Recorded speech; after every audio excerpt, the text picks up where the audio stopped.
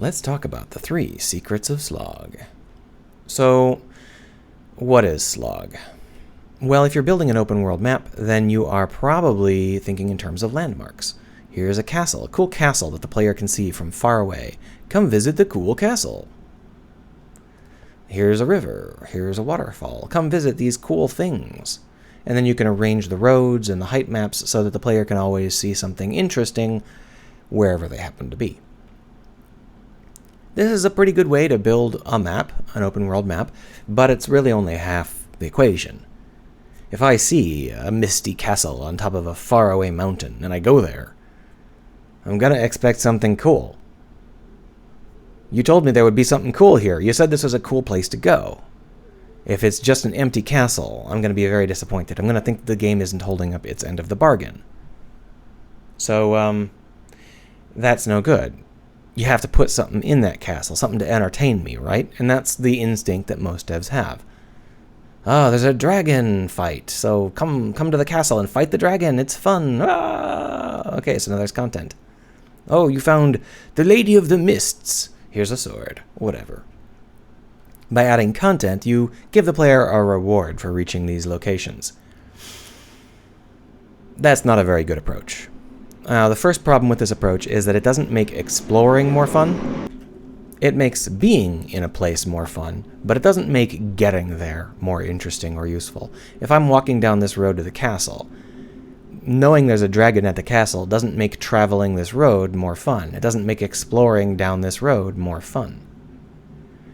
Now, for most devs, the answer to that is to do more content. Spend a couple $100 million filling every road with content. This isn't very efficient. It's extremely expensive, and it has a serious problem. Just because there are berries or monsters or troubadours on the road doesn't make the road itself more fun to explore. You've made this tiny patch of road more fun, and this tiny patch of road more fun, and this tiny patch of road more fun. But this is still not inherently building any value. You're basically distracting the player rather than building value out of their actions. And I say value, we're going to get to a more concrete definition of that in a bit, but just as an overhead view, adding content is expensive and only works in the spot that you add the content. It doesn't actually make it more fun to explore. It just is a reward for exploring. But there is a way to make it more fun to explore and simultaneously to add value. And it's not that expensive. It's Slog. So forget about landmarks. We just have these 2 doors. These 2 doors are basically identical, except someone has come by and nailed this door shut with 2x4s. You've got a claw hammer, so you know you can get this door open with 10 or 15 seconds of claw hammering. Which door do you have higher expectations of? Which one do you think will have better rewards behind it? The locked door, right? The whole point is that it's got to have something interesting behind it, or it wouldn't be blocked. Now, you might still go through this door first, just crack it open, take a peek, but you're not going to leave this door behind. It might take a while to get through, but that means that there's got to be something of value, right? So you might peek through this door in like half a second just because you can, but you got higher expectations of this door. You want this door. You got to try and figure out what's through that door. It's got to be something of value because it's hard to get through. And I nailed that in 3 times because that is the first secret of Slog. Let's say you've got 2 doors, one at the top, one at the bottom. Between these doors is a huge spiral staircase. It's a beautiful spiral staircase. You're up here at the top. The player is up here at the top. Which of these 2 doors does the player think has goodies behind it? Now, you might peek through this door because it's right there and it's easy to open, but you're not going to run off because this door exists. And you're like, okay, well, there's got to be something behind that door. There's a staircase between me and it. It's just a staircase, so you're not exactly expecting the Ark of the Covenant or anything, but maybe there's, like, some loot? Some bullets or hearts or something? Because the door is harder to reach, there must be something behind it, even if it's not anything very big. Now which of the doors is more interesting and probably has loot behind it? This is the basic secret, the first secret of Slog. So first, Slog. In case that wasn't clear by now, Slog is anything that slows down your exploration, whether it's a mechanic or a situation. Stairs are Slog. Locked doors are Slog. Stealth is Slog. Ice is Slog. Anything, jumping puzzles are Slog. Anything that slows down your ability to get where you're going is Slog. The first secret of Slog is that it creates value just by existing. The fact that something is hard to reach makes it more valuable, makes it more interesting, more compelling, makes the player expect more out of it. It's not the only thing that does that, obviously. If a door is gold or covered in skulls or whatever, obviously that's going to also make the player more interested in it and expect more from it. But Slog is structural. Slog is something that the player has to cross. Slog is something the player has to explore through. So for our sake, when we're talking about map design, it's really critical to understand how Slog works. And the most critical thing to understand about it, the first secret, is that it just creates value out of nothing, just by existing. Whoa, it's a mountain! We're playing the world's crappiest asset flip. We know there's nothing at the top of the mountain. We know there's no view worth seeing at the top of the mountain. But we still climb it, don't we? Yeah, we do. We climb the mountain because it's there. That's the saying, right? That's why you climb the mountain. Climb the mountain because it's there. But a lot of game devs think that that means that it's visible. That's not what the saying is about. People don't climb Mount Everest because it can be seen from their backyard. People climb Mount Everest because it's hard. We climb the mountain because it's climb. The more difficult it is to get to the top of the mountain, the more rewarding it is to get to the top of the mountain. That's the whole point of this sort of thing. The harder something is to do, the more intrinsic value there is in doing it. And Slog is one big way to create that. If Link is down here looking up at the mountain, he's probably going to plan out his route a little bit. Like, oh, I see that there's some climbing sections. Looks like there is some jumping here, and I bet there's going to be like some ice stuff. It looks like it can probably wrap back around and climb here. I might have to go on the far side. I don't really know yet. He's estimating, right? The player is estimating. Now, the player doesn't estimate in terms of minutes, but as the people who are actually putting the slog in the game, we know exactly how long that slog takes. That's kind of how we're measuring the slog.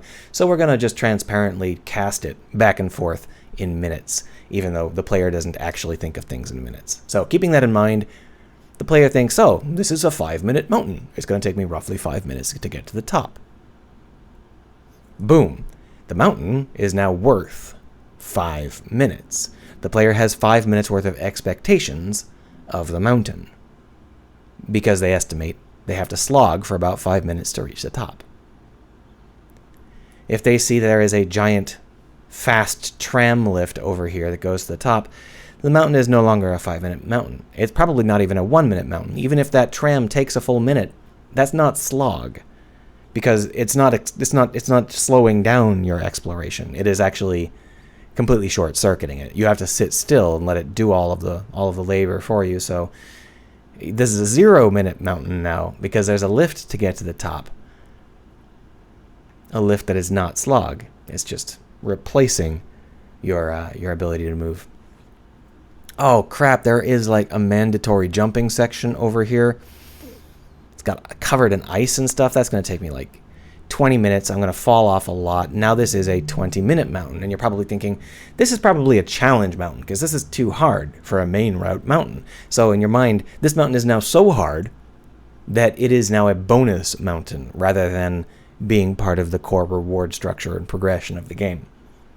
So you can see this can get very complicated, right? The player starts to measure how many minutes, again, we're casting back and forth from the player's gut feeling into minutes, how many minutes it's going to take to get to the top of the mountain. And that allows them to judge what they should think about this mountain. And we're using a mountain, could be anything. This forest seems like it's going to take 10 minutes. It's now a 10-minute forest. This castle seems like it's going to take an hour to explore. It's now an hour castle.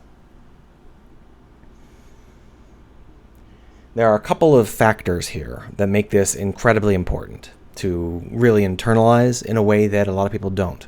The first factor is we're in charge of all of this. We can make these mountains as easy or as hard as we want, and we can make them look as easy or as hard as we want. Same with things like forests and so on and so forth. That means that we can build these into our map. Slog is something the player travels through. It's part of the map. So by embedding it in the map, we can use it in this way, and we can form a map that is interesting to explore, and as you explore it, you create value. Because the fact that you're slogging means there is something of value. But that is the other part of this, right? If you're slogging and there's nothing that you can clearly make out as a destination, you might have a hard time casting that value. If you can't see where you're going, or you don't know where you're going, and you run into some slog, it generates a kind of expectation of value, but that expectation of value isn't pinned to anything. So you just basically expect a treasure chest right on the other side of this jump. In order for it to get pinned to something, in order for it to accrue, you have to be able to estimate where you're going, and every step from here to there will add value to where you're going. Conceptual value. Once. Yeah, slog sounds great, and it works great. Once. But once you've gotten to the top of the mountain and you've seen what it has to offer, and it's a slog to get back to the top of the mountain, you're probably never going to come back to this mountain because it's a huge pain in the butt.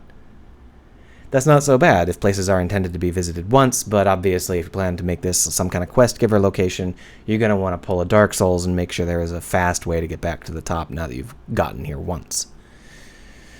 These considerations can bloom into a million different ideas of how to set up your map. Now you have more than just landmarks. You've got this idea of how the player will physically progress across the map and what that means in terms of which landmark they're assigning this slog to, and whether they have to visit this place again, and whether you're going to let them short circuit that and all that jazz. And if this sounds familiar, you've probably played Death Stranding. Yeah. But let's move on to the second secret of Slog. The first secret is that Slog inherently creates an assumption of value. The second secret is how you can assign that value. Now, I've already mentioned you have to have something to assign that value to. A mountain, for example, or a forest, or a dungeon. But that's not something that can hold value forever. That is something that holds value while you move through it. But you're expecting something at the end.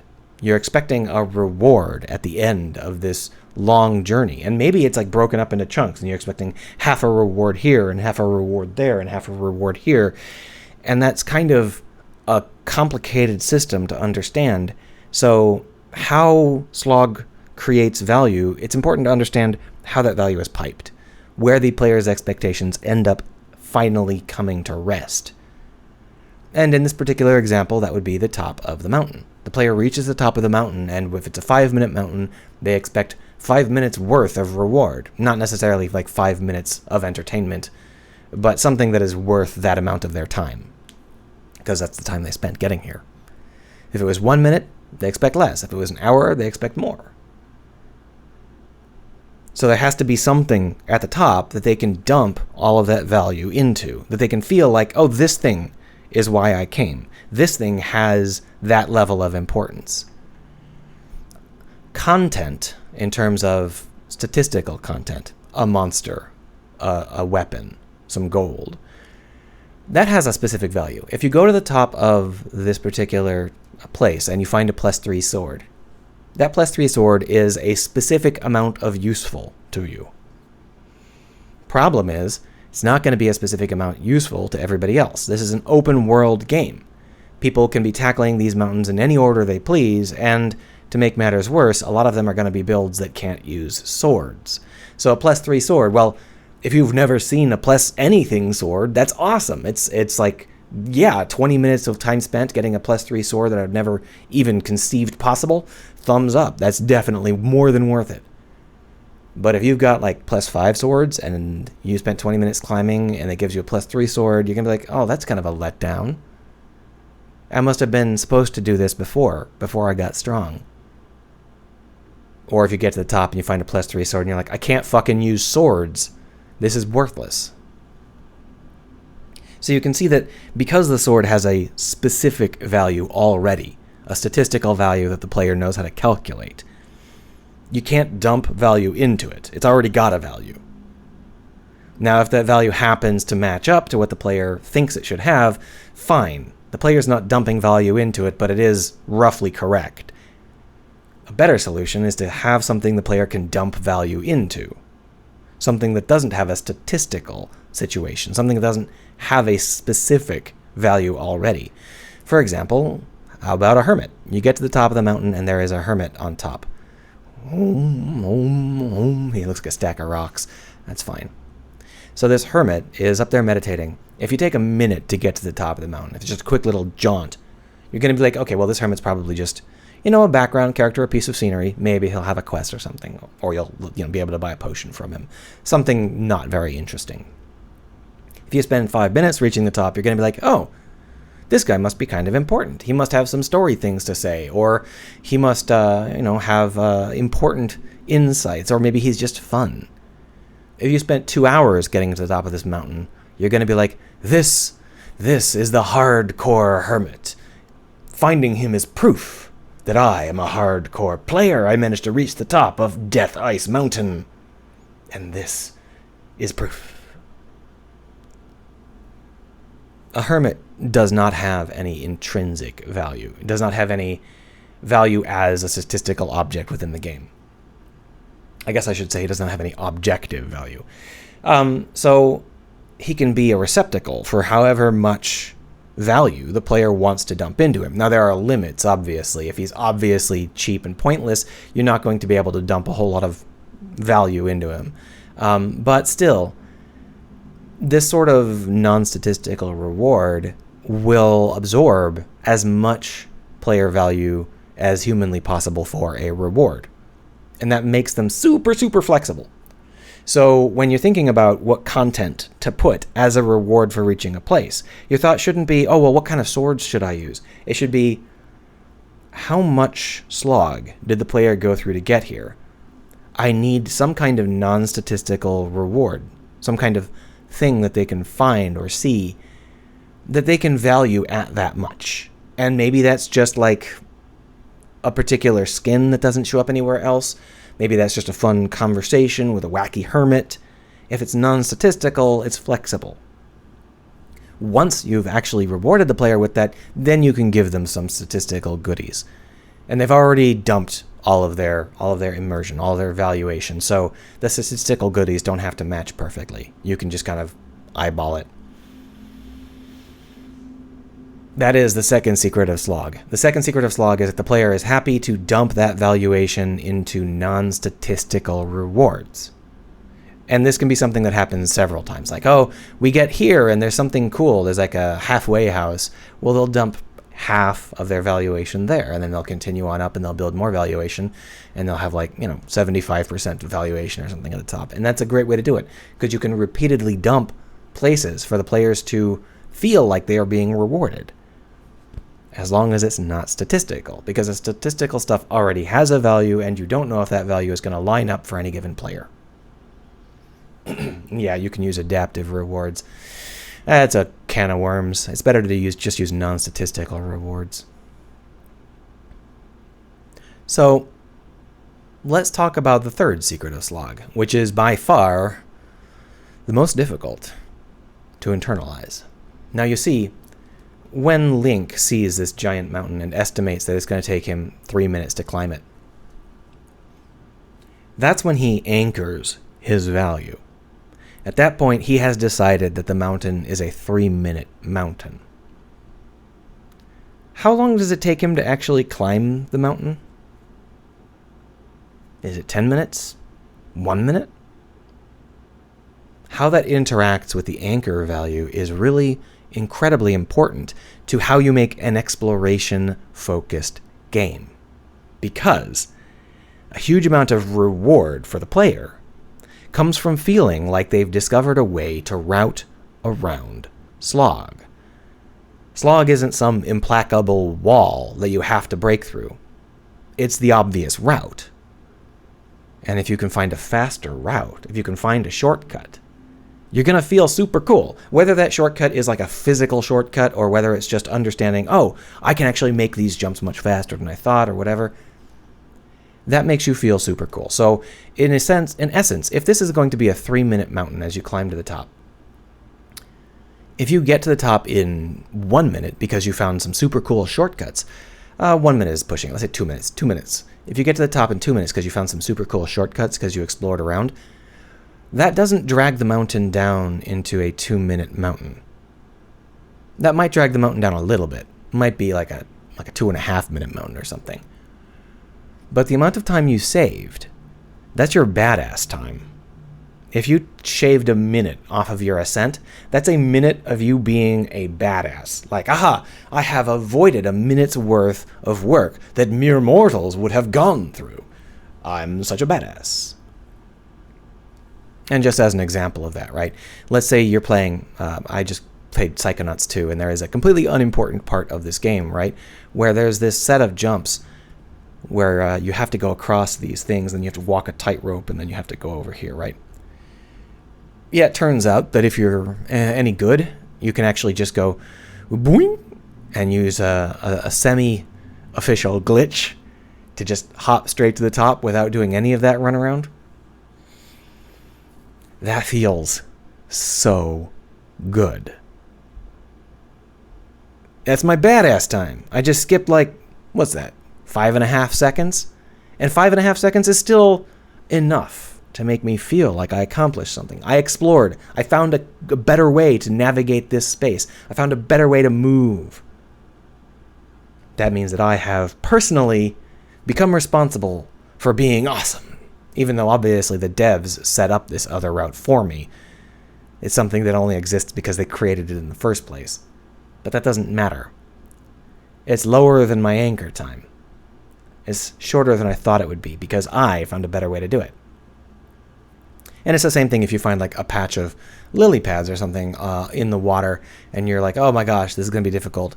And then when you actually try it, it's just like boom, boom, boom, boom, boom, boom, boom, and you're done. It also feels like you're a badass. You're going through the route that you thought you'd have to go through, but the route itself turns out to be much more fluid and you turn out to be much more nimble than you expected.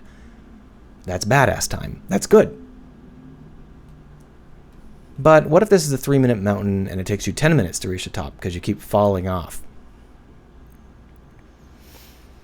Well, that's 7 minutes of sucking. That's 7 minutes of you totally failing to get up what you thought was going to be a 3-minute mountain. Now that might increase the valuation some, as I said. Might get to like 5-minute mountain or something, but it's not going to equal the 10 minutes you spent. Most of that 10 minutes you spent is going to be you feeling terrible about the fact that you are not as good as you thought you were. So generally speaking, this is not a great thing to have happen. Because you're making the player feel like they suck, and you're not getting a good reward out of it. In general, you want the player to estimate how quickly they're going to reach the top with an overshoot. They're going to want to estimate pessimistically, because that will allow the player to get more out of the reward. They'll feel like a badass, and they're also invested in getting wherever they're going. But this is all based on the player's experience. If the player looks at a mountain and has had an easier time with mountains in the past that looked like this, then the player is going to assume they're going to have an easier time here. If you always offer a route around the burning, boiling bushes or whatever, the players are going to assume that there's going to be a route around it. This is where some of the really clever flex comes in, right?